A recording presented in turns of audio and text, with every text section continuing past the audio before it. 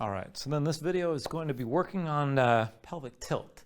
So basically, having the ability to bring your pelvis forward, to tip your pelvis forward and keep your spine straight. So this is going to be a seated good morning. I'm going to be on this seat, and keep in mind what you're trying to do to work on pelvic tilt is not do this where you're just rounding forward, because then your pelvis is actually tipped back rather than tipped forward.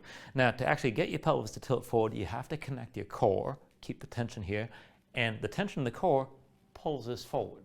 Okay, and as you're coming forward, this is going to get into the hamstrings when you're standing, and when you're seated and doing this, it'll get into the inner thighs a little bit as well. So you need to try to hold the arch in your back as much as you can. Don't worry about how deep you go. You're going to do this with a little bit of weight, and try to just bring this down to where you can and come back up, keeping that tension in your core the whole time. So you want to bring yourself to a seat to do this. Partly because it's easier to hold more weight and get further into the core engagement and the hinge. This will open up your hips a little bit more. And it's a little less stressful on the hamstrings, especially if you have any sort of hamstring tightness, and you can load more weight to start. Now I'm using 2 dumbbells here. Each one's about 15 pounds or so. So I'm going to be lowering and lifting 30 pounds.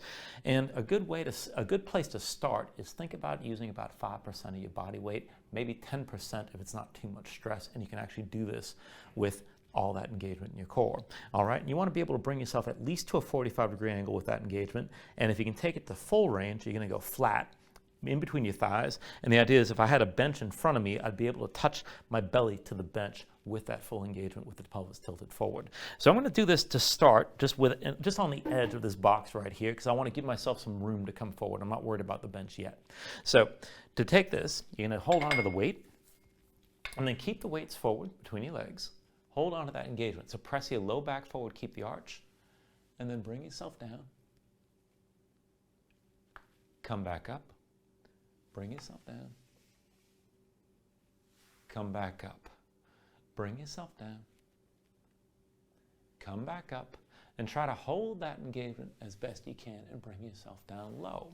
Now you may find that you hit some sort of limit, and I'm not quite coming down all the way here, but I'm coming pretty close, and I can already feel that stretch in the inner thighs. Now, you want to hold a little bit at the bottom, keep that tension, and the idea is to take this back and forth smoothly through that engagement. And you can always pause a little bit here, but what I recommend is working toward 40 repetitions within 5 minutes. So you'd set a 5-minute timer and see how many of these you can go through toward 40, and if you're able to do the full 40 within 5 minutes to a good range, past 45 degrees, you can always scale up with the weight the next time around. But taking this back and forth, just holding the extra weight, is going to force you to keep that engagement. And with the dumbbells, if it gets to be too much for some reason, if you happen to have taken too much and you just find it stressful, just drop everything down. And you can always just start this body weight. You can start with little 2-pound weights, little 5-pound weights, whatever you like, but keep that engagement as you come forward, and then bring it back up again. And you're working toward getting your torso parallel to the floor, holding the arch in your back, and working toward that tip, that forward tip of the pelvis as much as you can. All right, now